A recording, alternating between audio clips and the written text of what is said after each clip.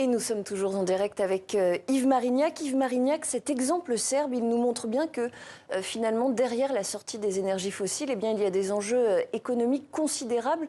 On imagine que pour certains États, c'est une équation tout simplement impossible.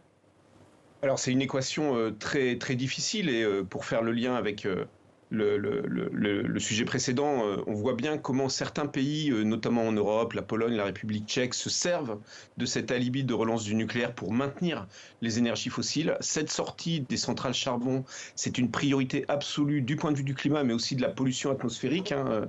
C'était bien mentionné dans votre sujet. Le drame, c'est que cet argument, notamment de l'emploi et de la création de valeur, hein, il peut être retourné parce que les actions d'efficacité énergétique, les actions de déploiement des renouvelables créent de l'emploi, créent de la valeur. Le sujet, c'est beaucoup moins le renoncement à une certaine puissance économique que le courage politique pour organiser, non pas des pertes d'emplois, mais des reconversions. Et là, l'Union européenne a un rôle essentiel à jouer pour accompagner ces pays dans cette transition. Pour accompagner ces pays dans cette transition. Et puis on imagine que tripler le nucléaire d'ici à 2050 peut ouvrir aussi la voie à d'autres problèmes environnementaux. Il y a bien sûr cette question des déchets nucléaires.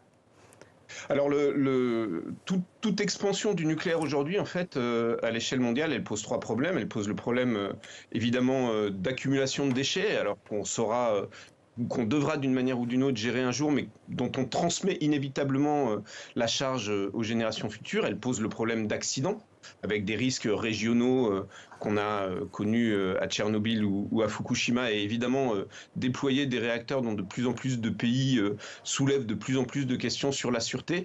Et puis elle pose des questions géopolitiques. Il y a tout le lien avec le nucléaire militaire, et puis il y a le rôle, ou en tout cas les puissances en place du point de vue de la capacité à exporter et construire des réacteurs.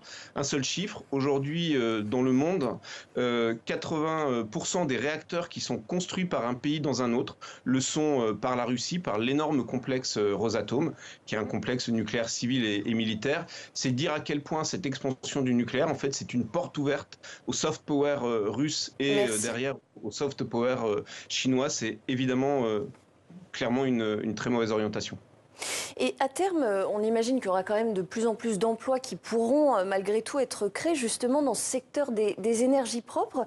Est-ce qu'on ne risque pas d'avoir un problème dans un premier temps de pénurie justement de main-d'œuvre qualifiée? C'est un autre volet des problèmes qui peuvent être posés justement par cette augmentation des capacités nucléaires des États. Oui, alors c'est aussi là aussi un rôle essentiel des pouvoirs publics, hein. On sait que pour le déploiement des renouvelables, pour la mise en œuvre de la rénovation thermique des bâtiments, par exemple, qui est un enjeu massif en termes d'efficacité et de réduction de nos besoins énergétiques, il faut des emplois, qualifiés, déployés dans les territoires. C'est un enjeu très positif, mais qui nécessite d'être anticipé.